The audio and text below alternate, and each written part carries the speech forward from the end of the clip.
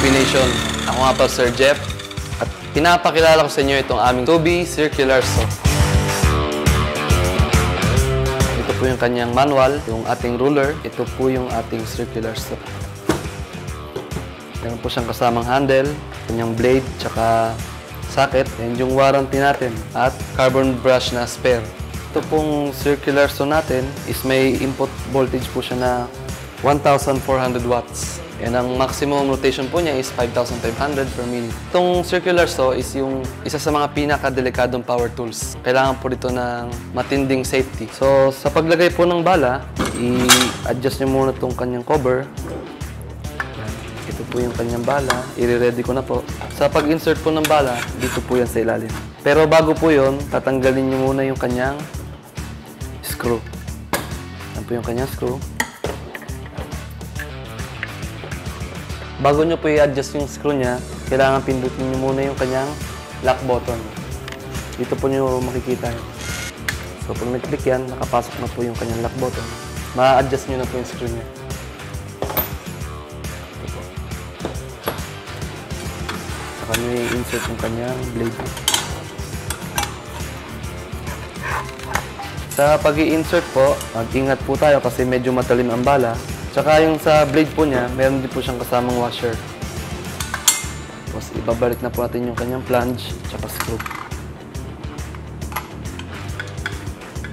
Hanggang sa humigpit po siya. Ngayon, bago nyo po siya higpitan ng ating socket, i-press nyo po muna ulit yung kanyang lock sa likod para mahigpitan po siya. So, ito namang handle po, is dito po yan ilalagay. I-screw lang po natin hanggang umigpit. Sa ruler naman po, pagka kailangan natin ng straight na cut at may sizing po, dito po siya nilalagay. Tapos i-screw lang din para umigpit. So, bago po natin i-start yung ating circular saw, i-check po muna natin yung screw niya kung masikip na. Always double check po kasi itong ating circular saw is napaka-delikado po niyang gamitin. Once na may maluwag po na parts, pwede po yung mag-cause ng accident. So yan, check na natin kung mahigpit na siya. Tapos yung sa gloves po, importante po ito. Lalo na yung ating safety glass. Tsaka kung kailangan nyo pong gumamit ng dust cover, gamit po kayo. Yung blade po, kailangan din po natin i-check yan kung umaalog po siya. Kasi kung di po umaalog yun, ibig sabihin, nakasikip na po siya maigi. Ito pong cutting area niya, iwasan po natin humawak dyan. Pagka may time po na kailangan natin i-adjust yung kinakat natin, mas maigi po na patayin muna yung makina bago nyo siya i-adjust. For safety na rin po yun. Ito po yung cover. May handle na rin po siya para mas firm po yung ating paghawak ng power tools. Kasi may time po na ang power tools po is kumikickback, which is delikado.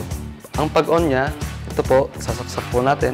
Power supply po niya, kailangan po is 220. Pwede na po natin siyang isaksak. Sa pagpapaandar po, hindi ko na po tatanggalin yung kanyang cover para safety na po. Dito po yung pipindutin.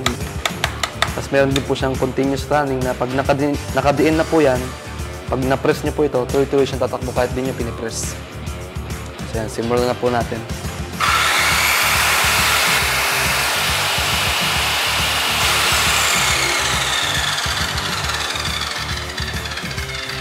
Meron po siyang 5,500 rotation per minute na mabilis na pong nagka-cut ng mga material. Alright po, ito po ang aming 2B circular saw.